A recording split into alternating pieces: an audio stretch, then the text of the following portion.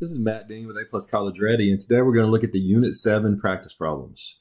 Start with practice problem number 1. So this time we have a uniform board of mass 30 kilograms and of length 3 meters used to make a seesaw.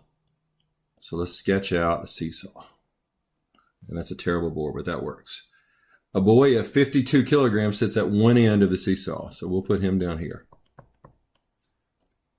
How far from the boy side of the board should the fulcrum be placed in order to balance the seesaw? No other masses will be used. So we've got to put a fulcrum down here somewhere. We know the center of the mass is in the exact center of the board because it's a uniform board. So we can think of all the mass as acting at that point, 30 kilograms. For this seesaw to balance, the torque over on the left has to be equal to the torque over on the right. That'll put it in rotational equilibrium. So the torque on the left is going to be caused by the weight of the boy, which is 52 kilograms, times acceleration due to gravity. And we're going to multiply that weight, that force, times the lever arm distance, which is the distance from the boy to the fulcrum.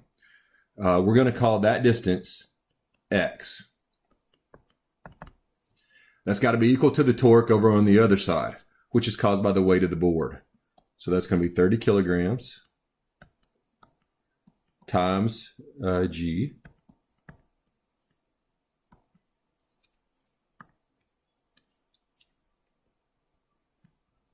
All right, so if this distance from the boy to the fulcrum is x, the distance from the fulcrum to the center of mass, that's going to be 1.5 minus x, because this distance from here to here is half the length of the board, 1.5. So this distance that we're looking for is 1.5 minus x. So the weight of the board times 1.5 meters minus x. All right, so let's do a little cleaning up of this. The 10s are going to cancel out on both sides. So that's going to leave us with 52 kilograms times x on the left. And that's equal to, we've got to distribute this 30 times this and times this. So that's going to be equal to 45 kilograms times meters minus 30 kilograms times x. We've got to get the kilogram x terms together, so we've got to add 30 kilograms times x to both sides. And that ends up giving us 82 kilograms times x is equal to 45 kilograms times meters. We're going to divide both sides by 82 kilograms. That'll solve for x. Kilograms cancel. This cancels. So that leaves us with x is equal to 0.549 meters. And we called x the distance from the boy to the fulcrum, which is the quantity we were looking for. So 0.549 is our answer. All right, so practice problem 2 is a very similar problem to number 1. Here we're making another seesaw.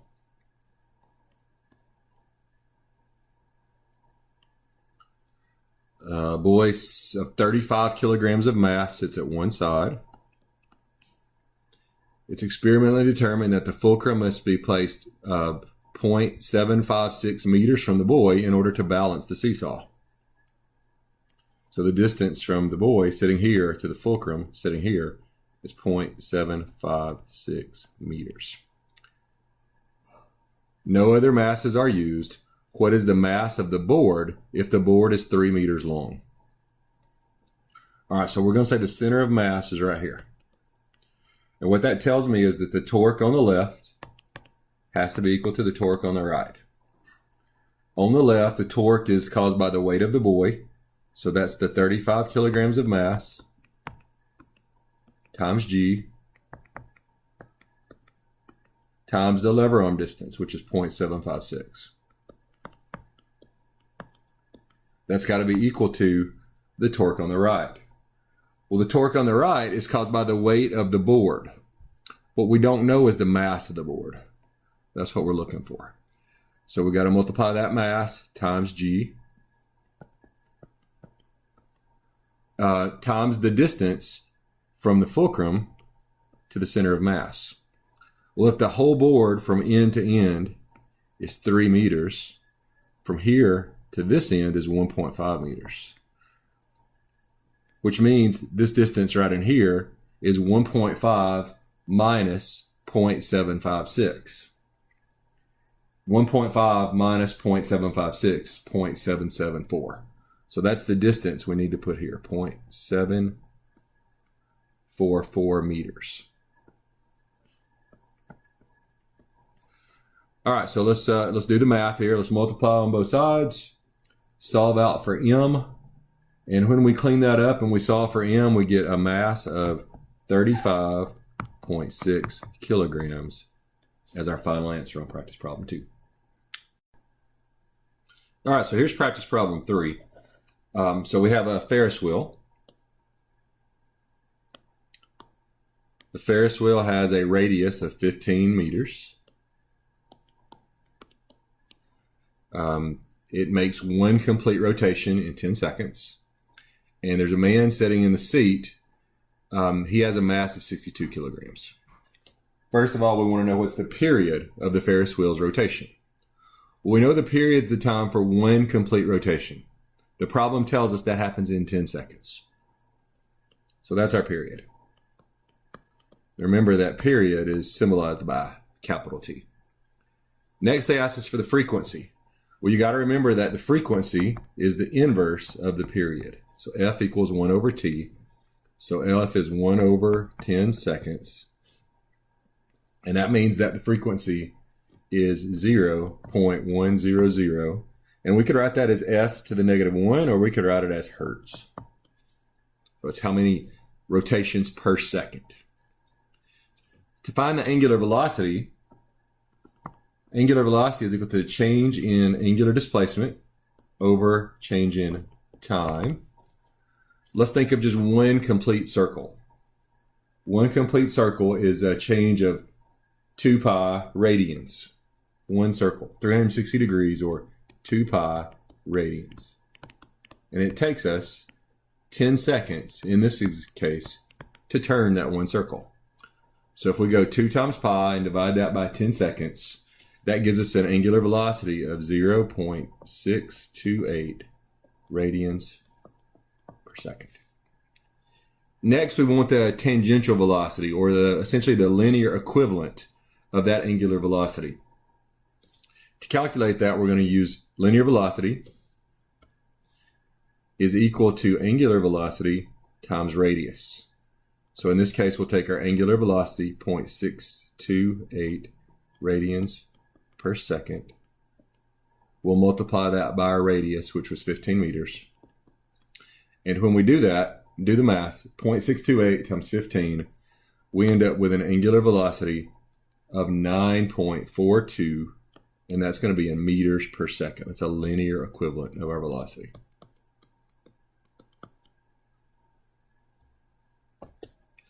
All right, so next we want to work part E. What is the apparent weight of the man when he is at the top of the wheel's rotation?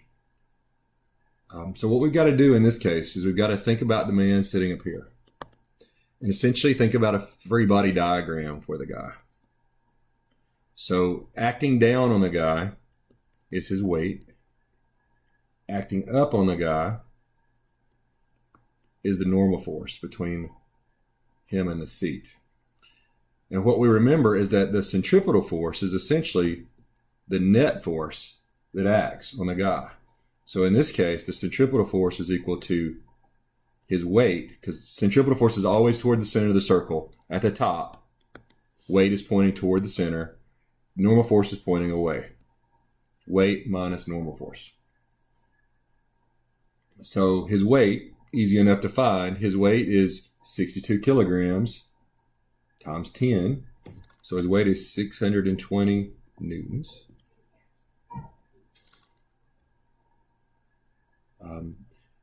And here's the thing, the normal force is actually what we're looking for. The normal force is the support force.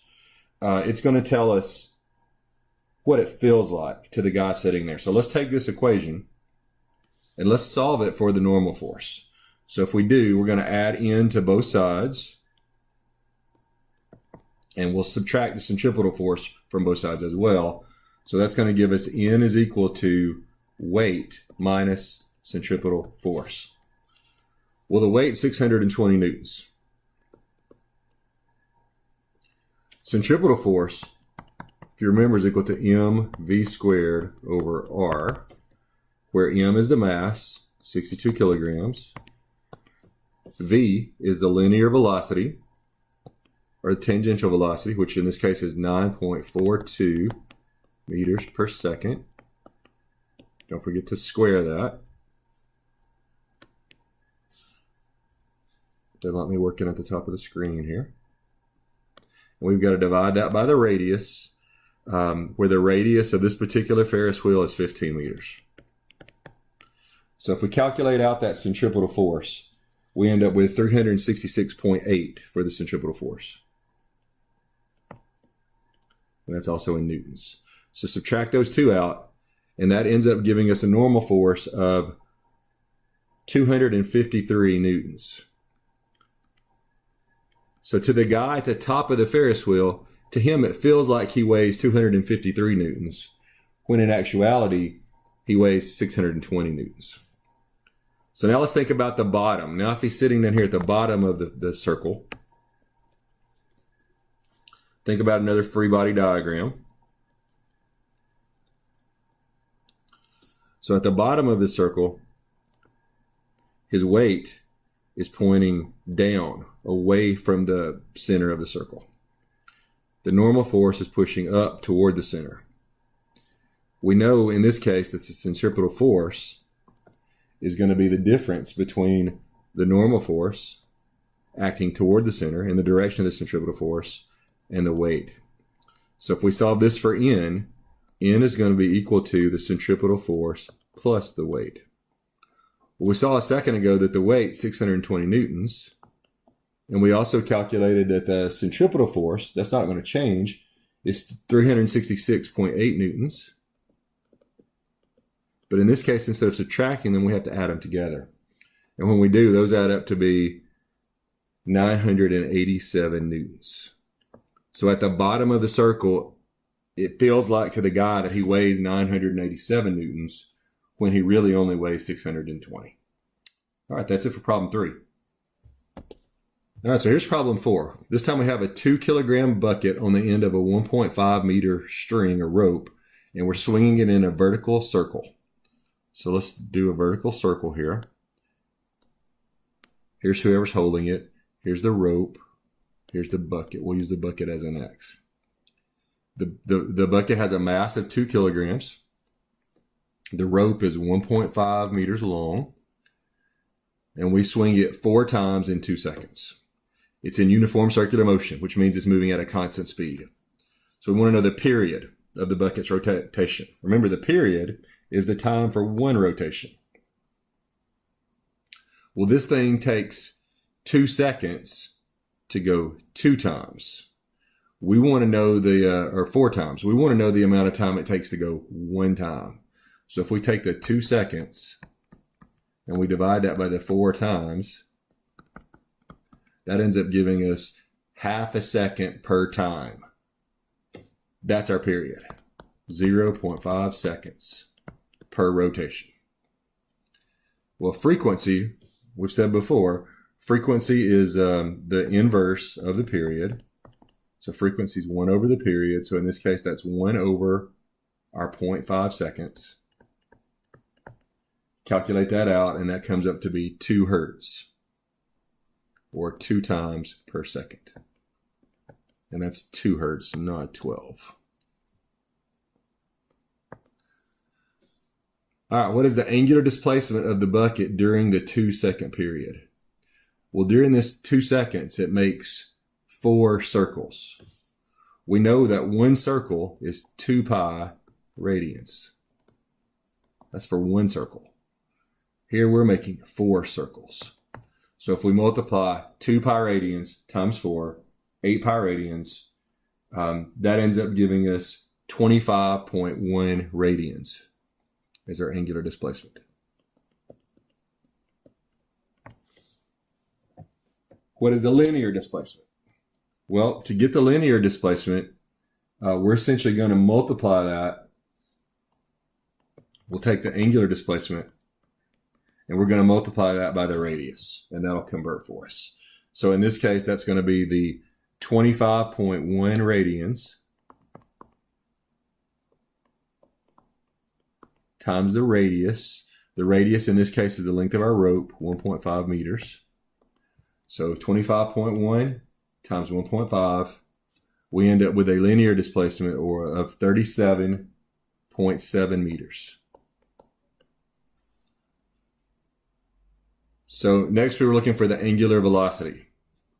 Well, that angular velocity is going to be equal to the angular displacement over time.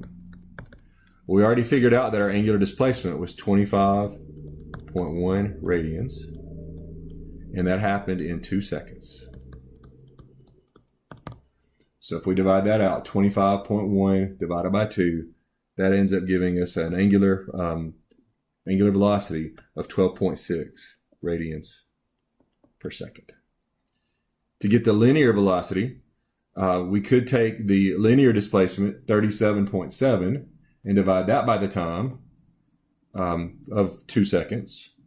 Or we could use this equation, V equals omega times R. So the linear velocity is equal to the angular velocity times the radius.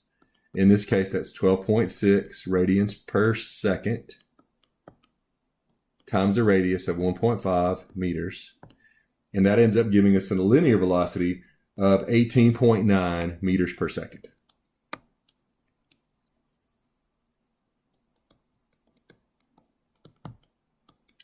Next, we're looking for the centripetal force.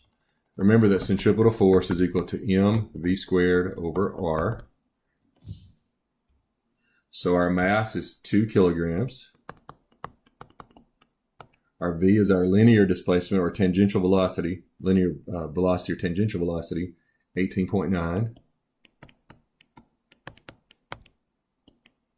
Got to square that. And then we've got to divide that by our radius of 1.5 meters. So when we do the math on that, we end up with a centripetal force of 476 newtons. Next, we want to know what's the tension in the rope when the bucket is at the top of its rotation. So up here at the top, we're going to have to do a free body diagram essentially. So let's think about the bucket at the top. At the top, we have weight acting down toward the center. We also have the tension pulling down toward the center. So they're both acting in the same direction. And that's a T. So we know the centripetal force is the net force. So in this case, the centripetal force is equal to the tension plus the weight because they're both acting toward the center. Well, if we solve that out for tension, tension is going to be equal to the centripetal force minus the weight. The centripetal force we already found to be 476 newtons. And the weight is the mass, 2 times 10, 20. So if we subtract those two, we end up with a tension at the top of 456 newtons.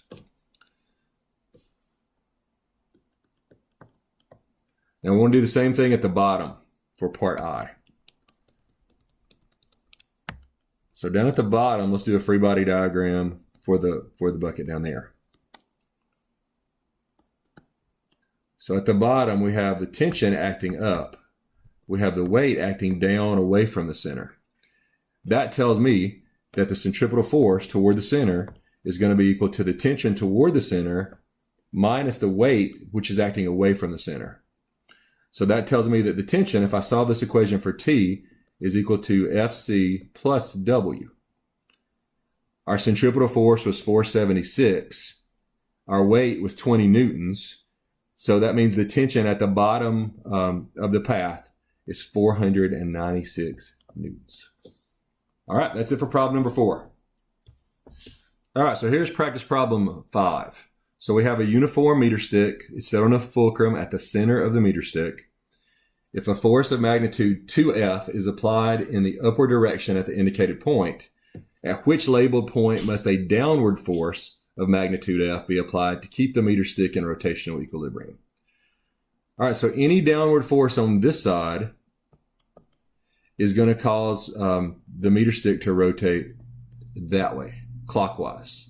Well, that's the same way that this 2F force is doing it. So any downward force on the right is going to magnify what's already going on with the 2F force.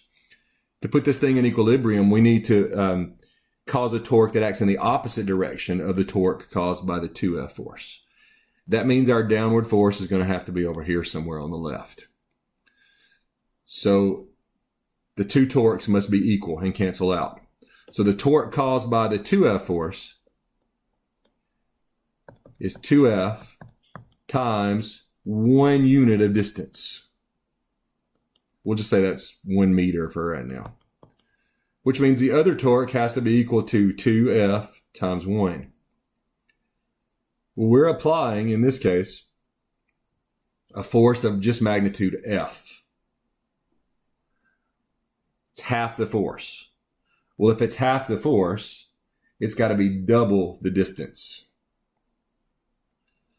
So that means if this 2F force is 1 unit from the fulcrum, that means the F force has to be 2 units from the fulcrum.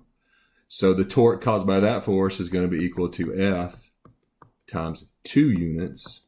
Either way, we end up with the same torques, but in this case in opposite directions. Also remember, torques that cause counterclockwise motion, which is what this one would be doing, are considered to be positive.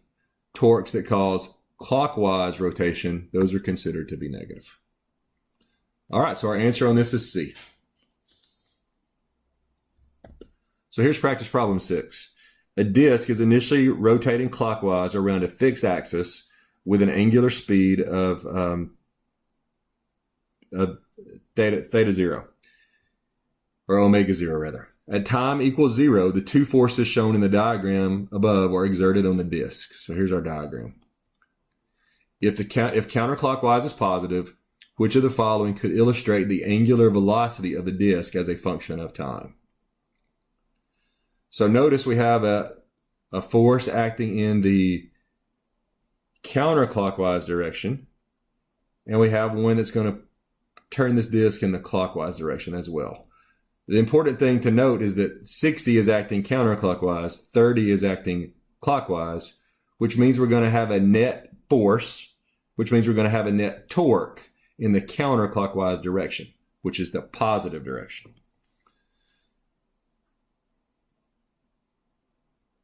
So this thing, we're looking for which one of these graphs would work. And let's just kind of start at the end. D is saying that the angular velocity is constant. It doesn't change over time. Well, we have a net torque. Net torques are going to cause acceleration, changes in velocity. This one's not right. This one is showing us C. So we start off with a negative velocity. It increases to positive. And then the acceleration reverses and goes in the opposite direction. Well, these forces are never going to change. It's constant forces. So that means that's not going to be right either. This one is saying we start with a positive velocity and we get more and more negative over time. We've already established that our net force, our net torque, is in the positive direction. So our acceleration should become more and more positive over time. This doesn't work either. The only one that works is choice A. Even though we're starting with a negative velocity, because our net force and net torque are in the positive counterclockwise direction, our acceleration is a positive acceleration, and the angular velocity becomes more and more positive over time. All right, that's it for practice problem 6. Choice A is correct.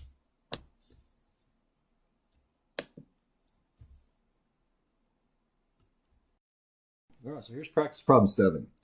The diagram included above shows a top view of an individual of mass m on a merry-go-round of mass 4m that's rotating in the clockwise direction. Assume that the platform rotates with 0 friction. Which of the following describes an action of the rider that will increase the angular momentum of the rider merry-go-round system? First of all, we're thinking of this rider and merry-go-round as a system. what you've got to remember here is that the angular momentum is one of those quantities that's conserved. The angular momentum of a system doesn't change unless there's an external net force or net torque. So the rider's part of the system. He's internal, not external. That means there's nothing the rider can do to change the angular momentum. So the only answer that works here is D. A lot of you would probably be tempted to go with either A or B. Either one of those would change the velocity of the merry-go-round, but they wouldn't change the angular momentum of the entire system.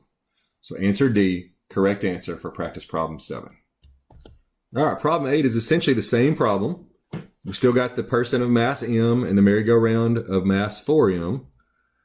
We want to know what's something the rider can do to increase the angular velocity of the merry-go-round. Well, what we've got to remember is that angular momentum, L, is equal to the moment of inertia times the angular velocity. And we've got to remember that the angular momentum at the beginning of the problem has got to be equal to the angular momentum at the end of the problem. And what we're trying to do is we're trying to see what will happen, what will cause omega to get bigger. Well, if omega gets bigger, that means that the moment of inertia has to get smaller because I times omega has to be the same on both sides. Well, the only way to make I get smaller for the system is to move more and more mass toward the center. That means the rider, in this case, the only part that can move, has to move toward the center. By moving toward the center, the rider decreases the moment of inertia and therefore increases the angular velocity. So A looks like the correct answer for practice problem 8. All right, so here's problem 9. The wheel on a car has a rotational inertia of 4 kilograms times a meter squared. At the moment that the wheel has a counterclockwise angular velocity of 8 radians per second, an average counterclockwise torque of 4 Newton meters is applied for 4 seconds. What is the angular velocity of the wheel at 4 seconds? All right, so a torque is being applied, and that torque is going to cause the angular velocity to change. It's going to cause it to accelerate. What we've got to remember is that the torque is equal to I times alpha. This is essentially the equivalent of Newton's second law. F net equals ma for rotation. It's essentially the same thing. So let's solve that out for angular acceleration. So alpha is going to be equal to torque over the moment of inertia.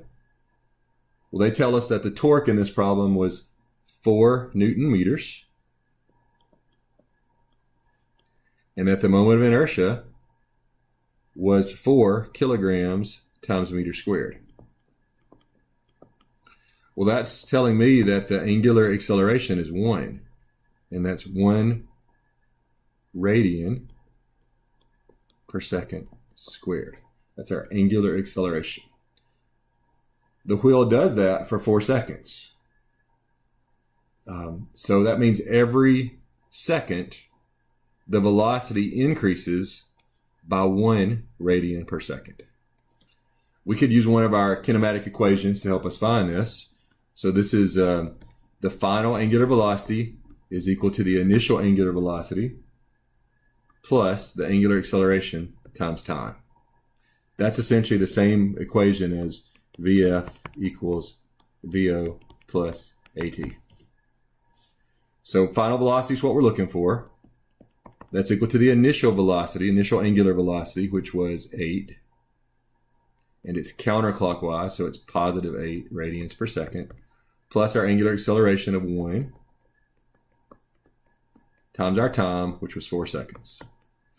So multiply that out, and we end up with a final angular velocity of 12 radians per second. And that's saying that choice D is the correct answer. All right, so practice problem 10 is essentially the same problem, but we're asking for something new. This time we're looking for the change in angular momentum. Well, if you think back to the idea of impulse momentum, when we're talking about linear systems, we talk about F delta T. We call that an impulse, a force over time, and that causes a change in momentum. So we could write that as M times delta V, or we could say F delta T equals change in momentum. Well, when things are rotating, it's not just the force that causes an impulse, it's the torque, the net torque. So torque times change in time. All right, so again, the net torque times the time causes a change in angular momentum. And that's what we're looking for. We're looking for the change in angular momentum. So our torque, in this case, was 4 Newton meters. And it's a positive counterclockwise torque. And that's applied for 4 seconds. So that means our change in angular momentum is going to be 16. 16, we could write it as Newton meters times seconds. Or we could write it as kilograms times meters squared per second, which is answer A. Again, impulses cause change in momentum, in this case, angular momentum. And that's problem 10. All right, so here's practice problem 11. So we have a system of 2 balls of clay, one of mass M and one of mass 4M, connected by a bar of negligible mass. The rod is held by a child at its center of mass, and then it's released near the surface of the earth, and it starts to fall. Which of the following explains why the system does not rotate around the center of mass as it falls? So the center of mass has got to be closer to the 4M mass than the 1M mass. So there's more mass at the 4M side. So here's what that means. There's more mass here, but the distance between the center of the mass, the 4M mass, and the center of mass of the system is small. Here there's less mass, but the distance is large between the center of the M mass and the center of the system's center of mass. What that means is we know that torque is force times distance, or force times lever arm. Even though there's a big force on this side, R is small. There's a small force on this side, but R is big. What ends up happening is that those two cancel out and they're equal. And what that tells us is that because there's no net torque, there's no rotation. And the only choice that really completely sums that up is choice B.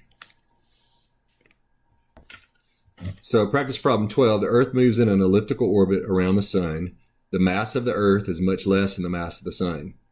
At the instant illustrated in the diagram above, the Earth is moving away from the sun. How does this affect the magnitude of the angular momentum of the Earth with respect to the sun? Well, I hope you remember from the last unit that as planets or satellites move away from the thing they're orbiting, their speed decreases. So the Earth's angular speed is going to go down. But also because it's getting further away, its rotational inertia is going to increase. Remember that the angular momentum is equal to the moment of inertia times the angular velocity. Well, we said in this case that this is going to decrease, the angular velocity is going to decrease, but the moment of inertia is going to increase. And it turns out those changes are proportional. What that ends up telling us is that there's no net effect on the total angular momentum of the Earth. Choice C is what we're looking for practice problem 12. All right, so here's problem 13. So we've got some doors that are hinged on the left side. The door is initially is at rest and is free to rotate in either direction. Assume that there's essentially no friction at the hinges. The arrows indicate forces of different magnitudes applied to the door at different locations. In which situation will the angular speed of the door increase at the fastest rate? Well, that's essentially asking us, in which case will the angular acceleration be the largest? But what you've got to remember is that torque is equal to moment of inertia times angular acceleration, which means that angular acceleration is equal to torque divided by moment of inertia. Point being, torques end up causing angular acceleration. Net torques cause angular acceleration. So what's important to see is which one of these is going to cause the biggest net torque.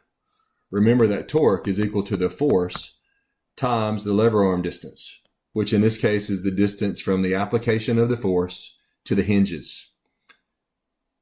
So we're looking for the biggest force and the biggest distance. And the problem, the choice that gives us the biggest force applied at the most distance away from the hinges is choice C. We're going to get the biggest torque and therefore the biggest angular acceleration in that case. All right, so here's practice problem 14. So a fulcrum is placed at the center of mass of a uniform meter stick. A mass is placed on top of the meter stick on the left of the fulcrum. A child is asked to place a second mass with less mass than the original one on the meter stick so that it'll balance out horizontally. Which of the quantities are needed to determine where the second mass should be placed?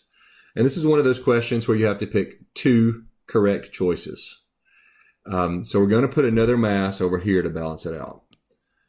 We know that for this thing to be balanced, the torque on the left has to be equal to the torque on the right. And the torque on the left is caused by the mass of the first object times G times the distance from the mass to the fulcrum. We'll just call that D in this case. All right, that's got to be equal to the torque on the second side, which is the mass of mass number 2 times 10 times the distance between mass number 2 and the fulcrum.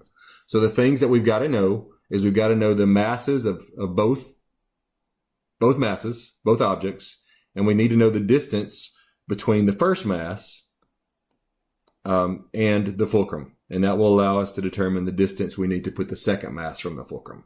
So point being, we've got to know the masses of both masses. We've got to know the distance. We don't have to know the mass of the meter stick in this case because the fulcrum is at the center of mass. And the width of the meter stick doesn't matter at all. So A and D are our correct choices for practice problem 14. All right, so in practice problem 15, a system consists of a merry-go-round rotating on a frictionless axle and a small child running toward it as shown above. The outer edge of the merry-go-round is moving at a linear speed of v, and the child is moving at a speed of v over 4. The child hops onto the merry-go-round. Ignore any torques or forces that may have occurred as the child pushed off the ground. How does the angular momentum of the system after the child gets onto the merry-go-round compare to the angular momentum of the system before the child gets on? Here's the important thing. Angular momentum in a system is conserved unless there's an external net force or net torque. In this case, the merry-go-round and the child are both defined as part of the initial system. We're told to ignore everything else. What that means is that D has to be our final answer. There's no external torques acting on the system. Therefore, angular momentum is conserved. All right, so here's number 16. Two robots sit on a rotating turntable that is spinning in the counterclockwise direction. Assume there's no friction in the bearings of the axle. How does the angular speed of robot A compare to the angular speed of robot B? Well, they're both just sitting there. Every time the disc, the turntable, makes one rotation, both robots make one complete rotation. That means their speed in terms of radians per second has to be the same. So choice C is what we're looking for here on number 16. Now, number 17 wants to know how does the linear speed of robot A compare to robot B? Remember, they both have that same angular velocity. But notice that robot B is further from the center than A is. That means that robot B, in the same amount of time, is making bigger circles. To convert from angular velocity to linear velocity, we're going to use that equation. Because B has a bigger radius than A does, B's linear velocity is going to be larger. So the question here is asking this in terms of choice A. That means choice A's, robot A's linear velocity is less than robot B's linear velocity. So it's looking like choice B is our correct answer here. All right, here's our final question. Still referring to the same turntable as in problem 16 and 17. In this case, robot A begins to walk in a circular path in the opposite direction of the turntable's rotation. How is the magnitude of the angular momentum of the turntable alone affected? And this time we're just looking about the turntable. We're not looking at the whole system. So robot A walks in the opposite direction of the rotation. So the important thing to think about here is if this is the turntable and it's rotating in a counterclockwise direction like so, and robot A is right here, robot A is going to walk in the opposite direction. Well, for the robot to walk in this direction, he's got to push in the opposite direction, which means there's going to be a net counterclockwise torque. Well, the turntable's already turning in the counterclockwise direction. There's a net counterclockwise torque. What that means is that its speed is going to increase in the counterclockwise direction. It's going to accelerate in the counterclockwise direction. Its angular velocity in that direction is going to increase, which means its angular momentum in that direction is also going to increase. So our choice A. And that does it for our Unit 7 practice problems.